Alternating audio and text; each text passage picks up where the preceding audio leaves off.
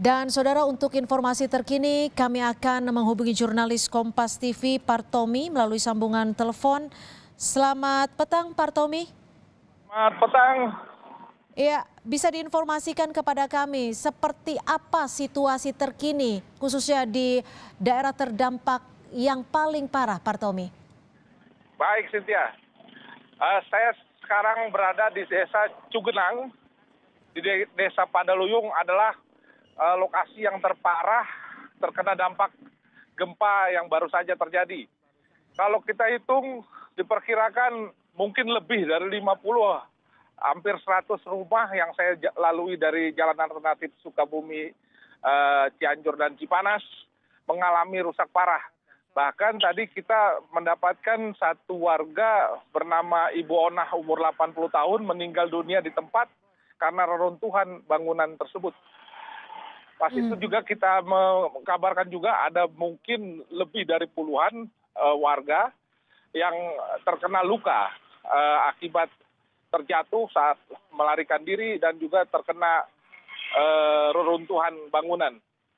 Iya. Dan juga saya perlu kabarkan juga, Cynthia, hingga saat ini pemerintah setempat dan juga Pemda untuk BPBD dan juga segala macam belum ada sampai sekarang datang ke lokasi yang saya terdampak gempa ini, Cynthia. Iya, Partomi, tadi kami mendapatkan informasi dari Bupati Cianjur bahwa upaya terus dilakukan karena sejumlah titik masih terisolasi. Apakah Anda sempat melihat ada upaya alat berat untuk membuka jalur yang terisolasi, Partomi? Baik, perlu diketahui dulu, kita masuki jalur alternatif. Kita melalui Warung Kondang, Simpang 3 Gekbrong, ya. Nah, dari sini ini jalan alternatif menuju ke puncak. Jalur ini terdapat 2 sampai 3 kecamatan kita lalui, dan semua di jalur jalan ini semua rumahnya rusak dari Warung Kondang hingga sampai ke Desa Padaluyu sekarang ini. Dan diketahui juga di ujung jalan perbatasan jalan ini sampai ke tembus Cipanas, itu jembatan ambruk dan tidak bisa dilalui. Hingga saat ini saya lihat alat berat pun atau petugas yang menangani tentang bencana alam di Cianjur ini belum terlihat sama sekali. Partomi, apakah ini bisa dipastikan bahwa tempat di mana Anda berada saat ini merupakan salah satu lokasi yang terisolasi? Ya, ini adalah tempat yang dikatakan oleh Kepala BPBD tadi bahwa Cugenang ini kecamatan yang terparah. Partomi, Anda sempat menelusuri sejumlah perumahan warga. Dari pandangan mata Anda, apakah masih ada warga yang berada di rumah mereka yang mengalami luka-luka, Partomi?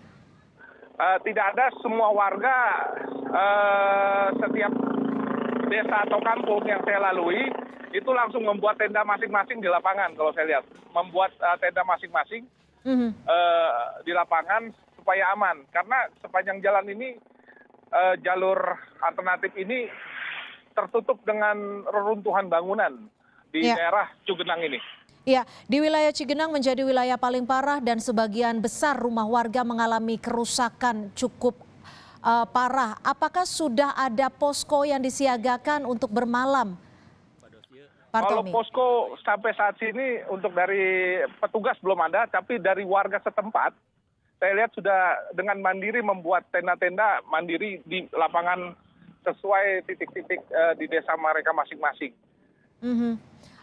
Apa saja yang saat ini dibutuhkan warga, Partomi? Yang jelas hingga saat ini listrik padam, alat komunikasi karena beberapa tower juga mati. Jadi yang dibutuhkan sekarang sebenarnya kebutuhan pangan ya, sama minuman, karena mereka masih panik. Hingga saat ini juga barusan saja masih terasa gempa, susulan masih jalan, jadi warga masih trauma dengan masih panik dengan keadaan gempa yang terjadi. Ya. Apakah ini juga dipastikan bahwa malam ini warga akan menempati tenda-tenda pengungsian yang dibuat secara swadaya? Iya, kalau diperkirakan yang eh, membuat tenda ini adalah yang terkena dampak yang rumahnya semuanya hancur. Nah, yang saya sekarang ini kalau bisa saya gambarkan di depan saya di lapangan ini, depan ini ada sekitar 5 rumah itu rata dengan tanah. Mhm. Untuk rumah sakit, Pak Tommy, berapa jaraknya dari wilayah Cigenang menuju rumah sakit yang terdekat di sana? Banyak alternatif jalan yang bisa tembus ke Cianjur lagi, tembus, cuman cukup jauh. Apalagi puskesmas juga di sini cukup jauh dan juga terkena dampak. Saya lihat ada sekolah yang terkena, pas itu fasilitas umum juga banyak yang terkena dampaknya, reruntuhan. Seperti yang tadi yang Ibu Onah meninggal saja, itu langsung dievakuasi keluar dari lokasi sini, dibawa ke rumah sakit terdekat yang ada di Warung Kondang. Jarak dari Warung Kondang sendiri ke daerah sini itu sekitar 29 menit. Gitu ya. Dari data yang Anda peroleh, tepatnya di wilayah Cigenang ini ada berapa kakak, Pak Tommy? Kalau kakak saya belum mendata, cuman kalau saya dari perjalanan saya di 2 kecamatan ini, dari kecamatan Warung Kondang hingga sampai Cigenang ini, berkisar sekitar hampir 100 rumah yang terkena dampak, bahkan yang rusak parah itu lebih dari 50 rumah. Jadi kurang lebih 100 rumah yang Anda sempat lalui. Apakah ini juga mengartikan 100 rumah yang Anda lalui sebagian besar mengalami kerusakan parah? Betul, Cynthia. Itu juga baru yang di pinggir jalan, belum ada yang masuk ke jalan-jalan warga di gang apa segala macam, kita belum masuk ke sana. Cuman yang kita pantau semua yang di pinggir jalan juga yang masuk ke jalan warung apa gang-gang ini juga mengalami rusak parah. Anda tadi menyebutkan bahwa saat ini warga masih membutuhkan bantuan berupa makanan dan juga dapur umum. Sudah adakah informasi terkait ini? Apakah ada dinas sosial setempat yang berencana untuk memberikan ataupun mendistribusikan logistik? Hingga saat ini saya melihat belum ada, namun warga secara mandiri, secara sukarela membuat dapur masing-masing sendiri yang terkena dampak dan membuat tenda mandiri untuk ibu-ibu dan anak-anak. Demikian sih ya. Iya, Pak Tommy, apakah evakuasi akan dilakukan malam ini jika memang aliran listrik tidak ada? Namun dari informasi yang Anda peroleh, apakah masih ada warga yang dinyatakan hilang oleh anggota mereka?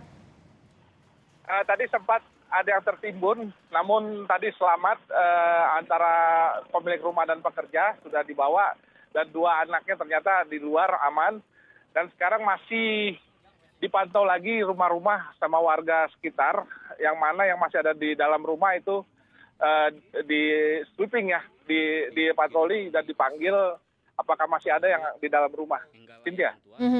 Pak Tommy, saat ini pukul 16.00 lebih, setidaknya beberapa waktu lagi kita akan memasuki malam hari.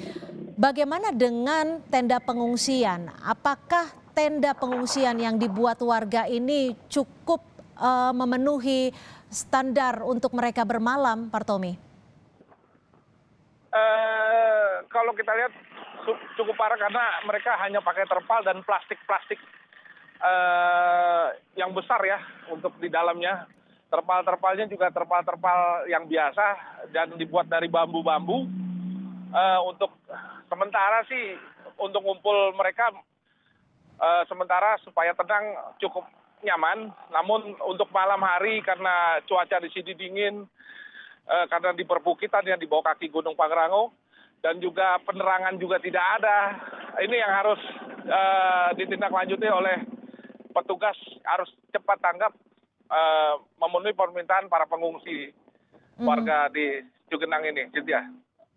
Baik, terima kasih Pak Tommy Oktora, jurnalis Kompas TV melaporkan langsung dari wilayah Cigenang, Cianjur, Jawa Barat. Terima kasih Pak Tommy.